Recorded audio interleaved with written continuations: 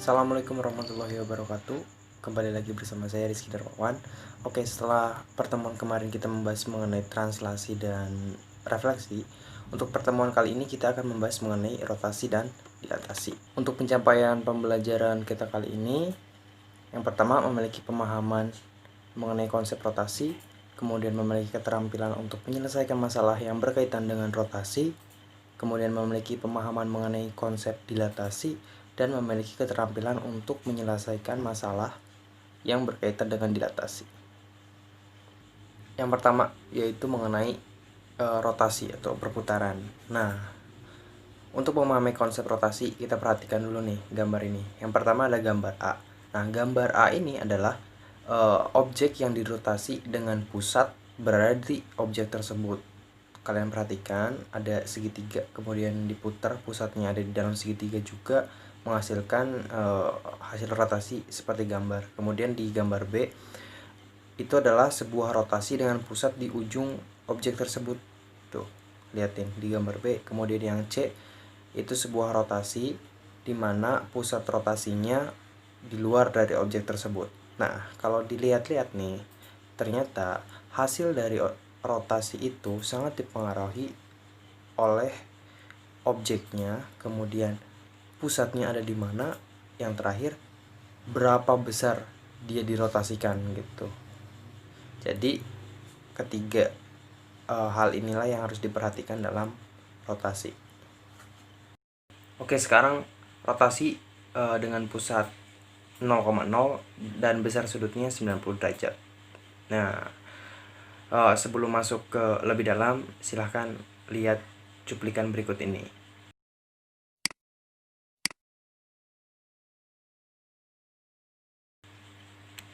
Nah, setelah kalian melihat cuplikan tersebut, animasi tersebut, dapat diperhatikan kita kan punya titik A 8,2, kemudian dirotasikan nih dengan pusat 0,0 dan sudut besar sudut putarannya itu sebesar 90 derajat berlawanan arah jarum jam.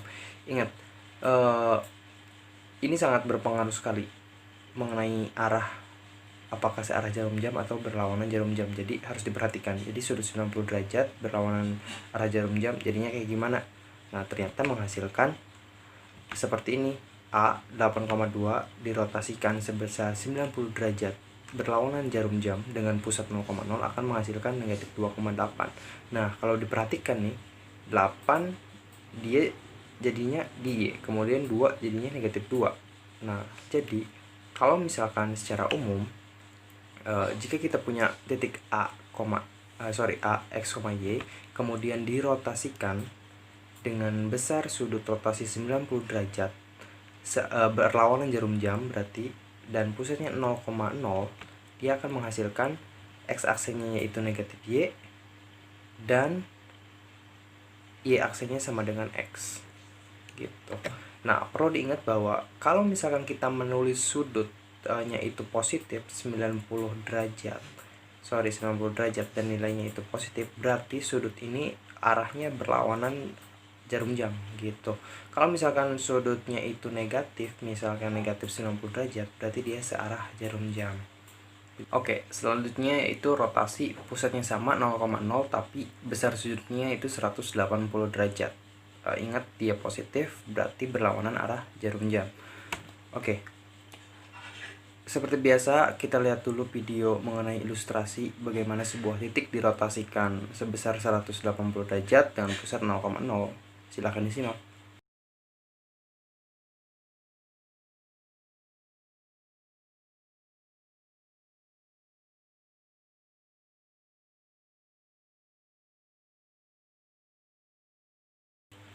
Nah, setelah melihat cuplikan tadi, di sana kan diberikan ya titiknya sama kayak yang tadi, A 8,2 dirotasikan nih dengan pusat 0,0 dan sudutnya 180 derajat berlawanan arah jarum jam, dia akan menghasilkan ternyata X aksenya itu negatif 8 dan Y aksenya itu negatif 2. Nah, kalau misalkan kita perhatikan nih, ternyata yang tadinya 8 jadi negatif 8, yang tadinya 2 jadi negatif 2. Ya udah, kelihatan polanya. Kalau misalkan kita punya A, X, Y nih, kita rotasikan, besar sudutnya 180 derajat, pusatnya 0,0. Arahnya berlawanan jarum jam, ingat, karena dia positif. Ternyata hasilnya ini, X aksinya jadi negatif X, Y aksinya adalah negatif Y. Kayak gitu, simple. Nah sekarang rotasi pusatnya 0,0, besar sudutnya 270, berlawanan jarum jam, sama. Seperti biasa, lihat ilustrasi berikut ini dulu.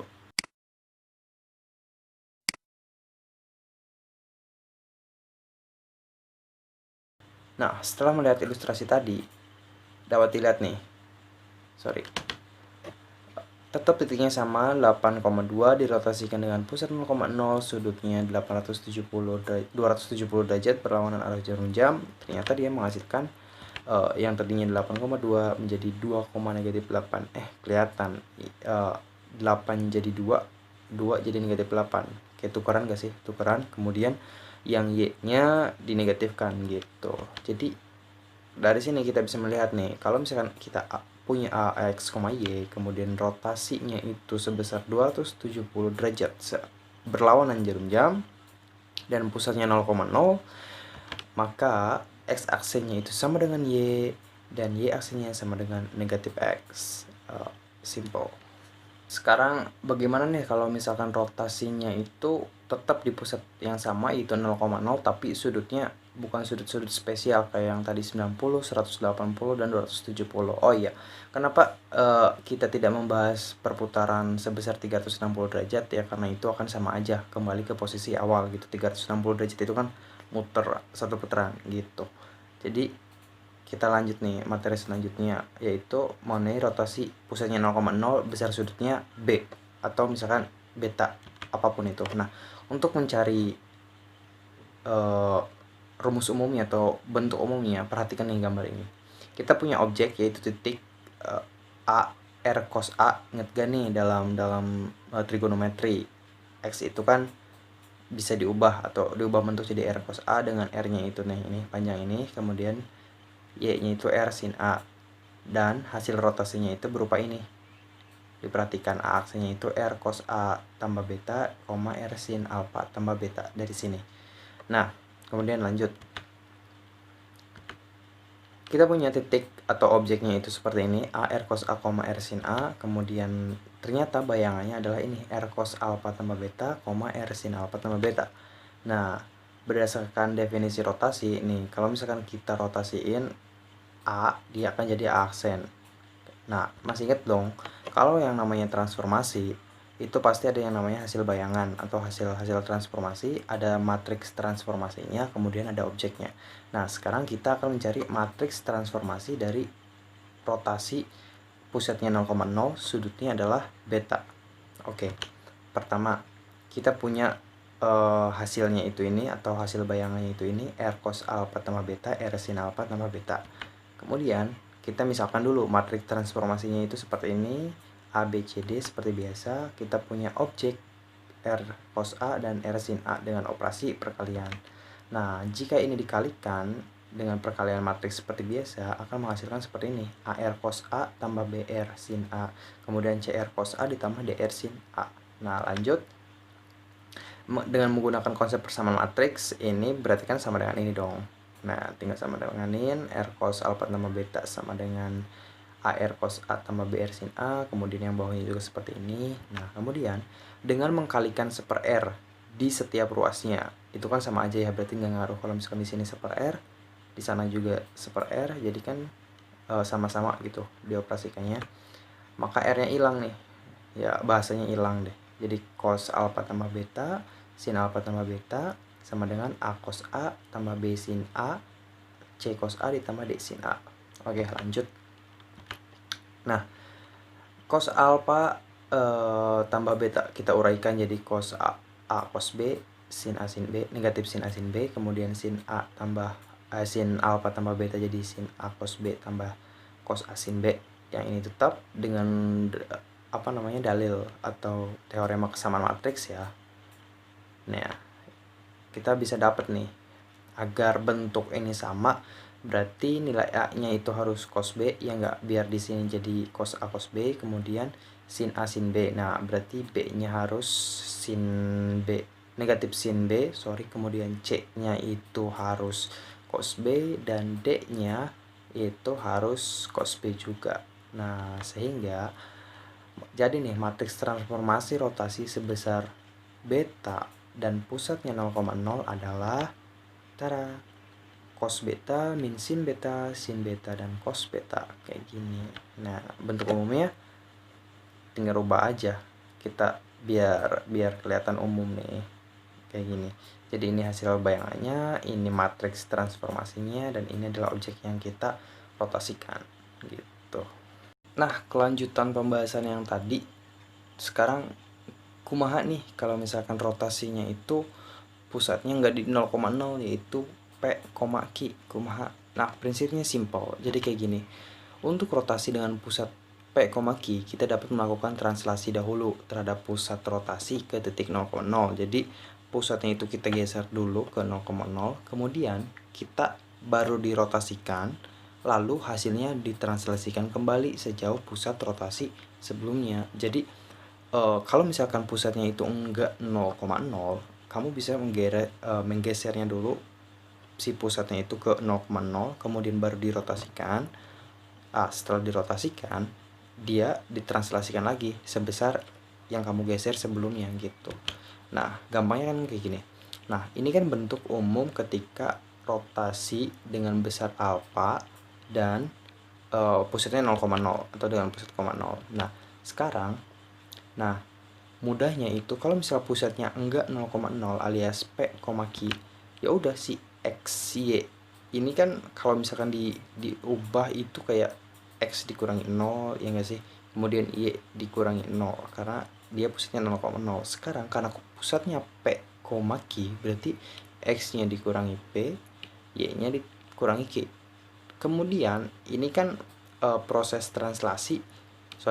rotasi yang ditranslasikan ke 0,0 gitu. Sekarang kita balikin lagi ke posisi semula ke P, Q dengan cara mentranslasikannya kembali ditambah P, Q.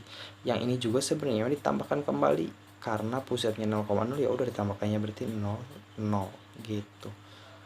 Nah, jadi untuk rotasi dengan pusat P, Q bentuk umumnya kayak gini gitu.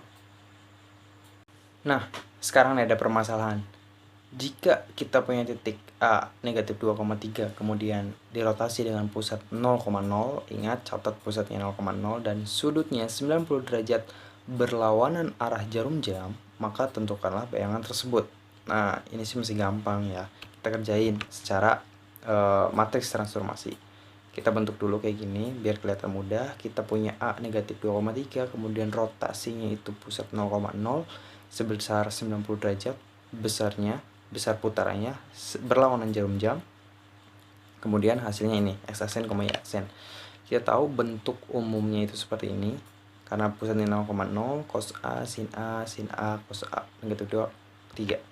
Nah, ingat karena besar alfanya itu 90 derajat, tinggal substitusi aja nilai alfanya. 90 derajat, 90 derajat, 90 derajat, 90 derajat. Ingat, ini tinggal kita ubah ke dalam bentuk nilai. Berarti cos 90 derajat itu kan 1, ini itu negatif 90 derajat itu 0 ya, 0. Kemudian negatif 1, ini juga 0, sin 90 itu 1. Tinggal dikalikan deh kalau kayak gini. Jadi bayangannya itu adalah aksen dengan koordinat negatif 3, negatif 2 gitu. Sebenarnya dilihat dari sini juga udah kelihatan sih, kayak A-nya itu kan negatif 2,3, pusat 0,0, 90 derajat. Ini sudut istimewa, berarti gampang banget tinggal ditukar posisi. Yang ini kita negatifkan nih, yang 3-nya itu jadi negatif. Sekarang ada permasalahan baru nih. Nah, gimana nih kalau misalkan permasalahannya itu garis yang harus dirotasikan gitu. Kita punya garis nih, X dikurangi 2Y tambah 3 dirotasikan dengan pusatnya itu bukan 0,0, yaitu 1, negatif 1, dan sudutnya itu 180 derajat searah jarum jam lagi. Berarti kan wah, ini PR nih, maka tentukanlah bayangan garis tersebut. Oke. Konsepnya sama dengan pertemuan sebelumnya. Kalau misalkan kan biasanya kita mengerjakan itu atau diberi permasalahan itu titik yang ditransformasikan, entah itu ditranslasi, entah itu direfleksikan, atau itu dirotasikan gitu loh. Jadi kalau misalkan garis seperti biasa, kita ambil satu titik dengan mengasumsikan bahwa titik itu adalah titik yang memenuhi persamaan garis yang diberikan gitu, sehingga dia akan seperti ini. Kita ambil AX, Y, kemudian rotasinya itu dengan pusat 1, -1, besarnya itu negatif 180 derajat. Kenapa negatif? Karena searah jarum jam gitu. Jadi negatif 180 derajat menghasilkan X aksen, Y aksen. Sekarang kita tinggal bentuk ke dalam bentuk umumnya. X aksen, Y aksen sama dengan matriks transformasinya, di mana alfanya sudah kita substitusi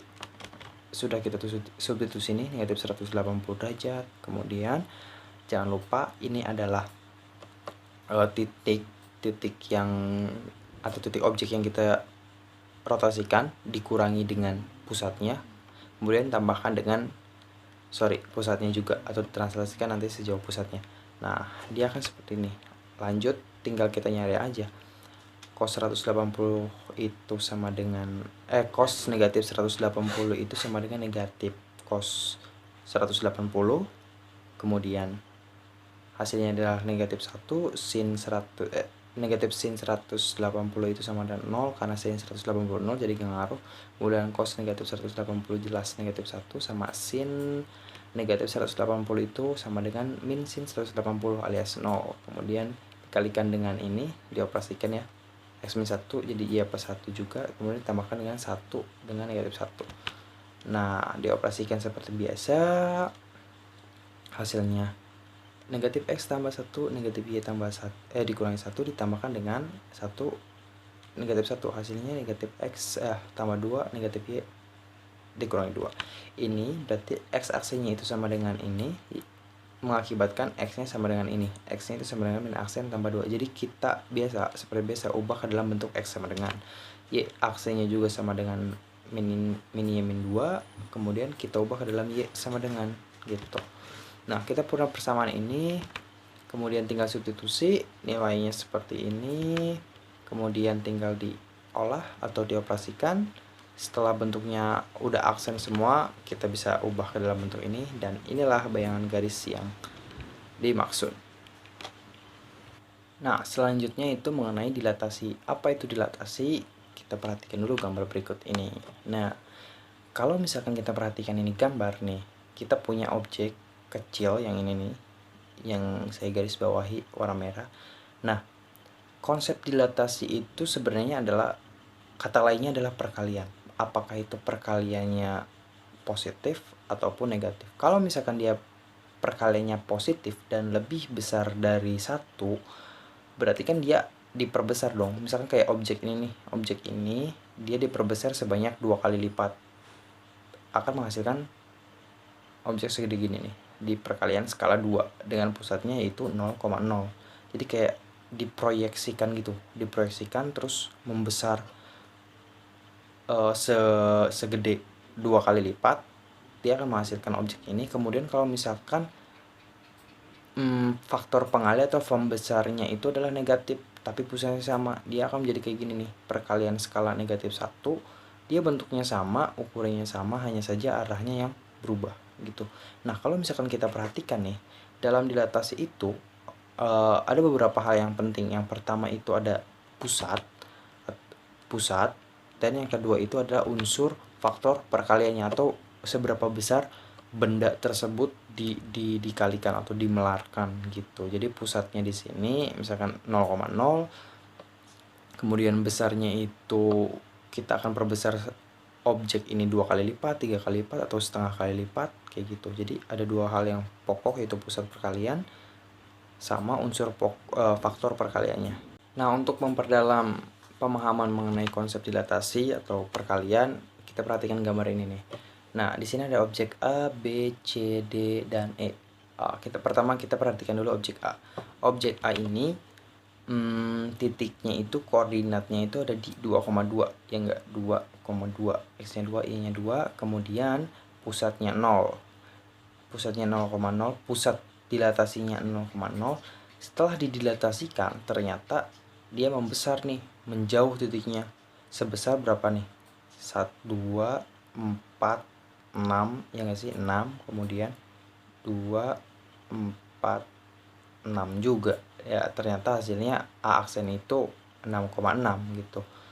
Nah setelah diperhatikan, ternyata ketemu nih pola, atau misalnya terdapat pola dia itu sebesar 3 kemudian dikalikan dengan 2 yaitu koordinat dari A nya dikurangi 0 karena dia pusatnya, terus ditambahkan dengan 0 kayak gitu. Kemudian lanjut untuk objek B. Objek B itu dia objek C dia posisinya itu ada di 9,2, iya nggak sih? 9,2, kemudian didilatasikan dengan pusatnya itu 9,0 menghasilkan hasilnya ini C aksen dengan koordinat 9,-4. Nah 9,-4 ini kalau misalkan kita perhatikan, lihatin, ini kan jarak antara objek dengan pusatnya itu 2 satuan. Kemudian jarak antara kemana ini? Nah si pusat dengan hasil ini adalah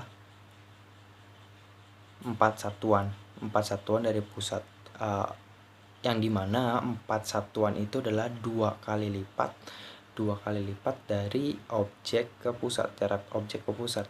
Karena pencerminan, lihatin, bukan pencerminan, karena dilatasinya itu dia memelar ke bawah atau menjauh ke bawah ke arah negatif, maka K-nya atau misalkan unsur atau faktor perkaliannya itu negatif. Perhatikan, berarti kan negatif 2, ini sebesar negatif 2. Kemudian ada 9,2 itu adalah koordinat C-nya, kemudian dikurangi 9,0 itu pusatnya, ditambahkan 9,0 juga pusatnya. Nah, dari sini kalau misalkan kalian mau latihan, coba aja nih kayak titik D, titik B, kemudian sama titik E dengan objeknya apa, kemudian hasilnya apa, dilatasinya apa gitu.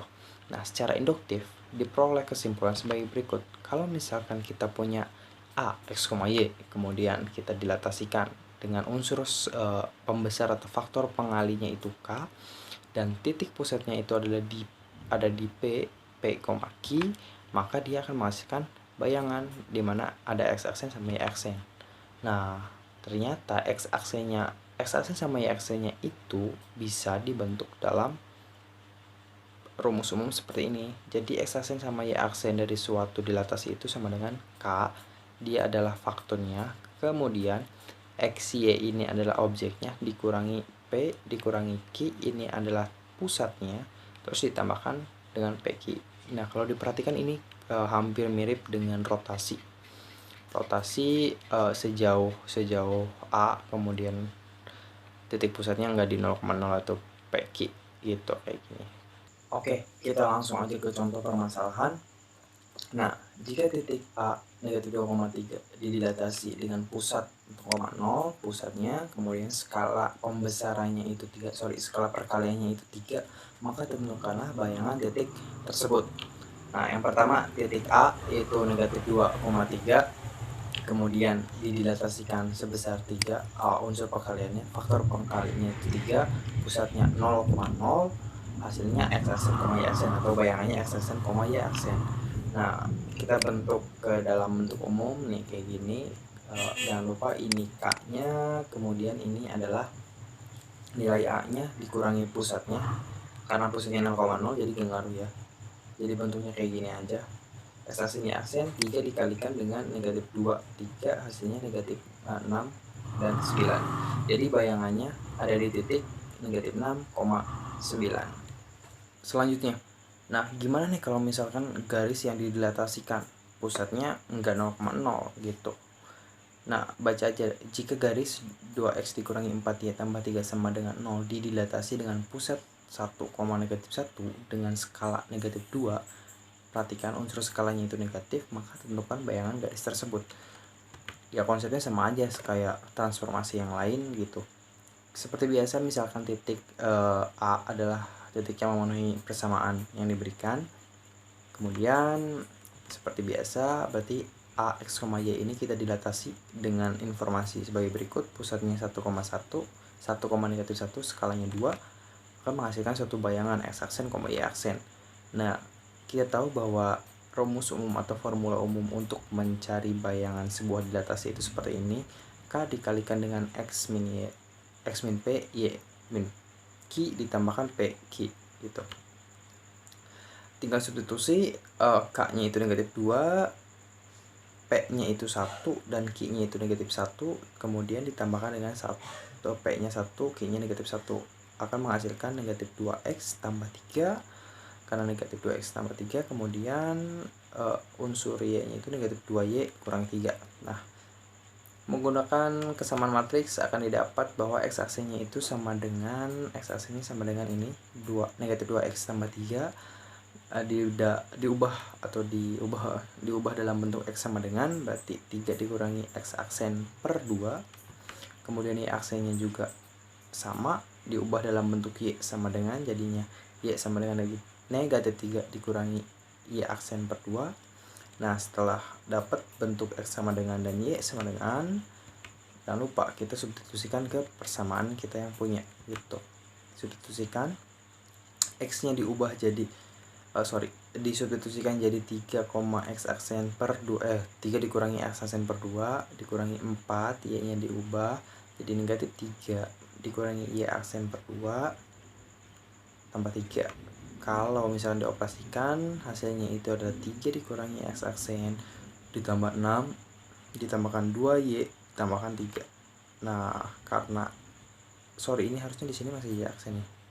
Nah, karena bentuknya udah X aksen sama Y aksen, spread ya, kita ubah dalam bentuk ini, dan ini adalah bayangan garis yang dimaksud.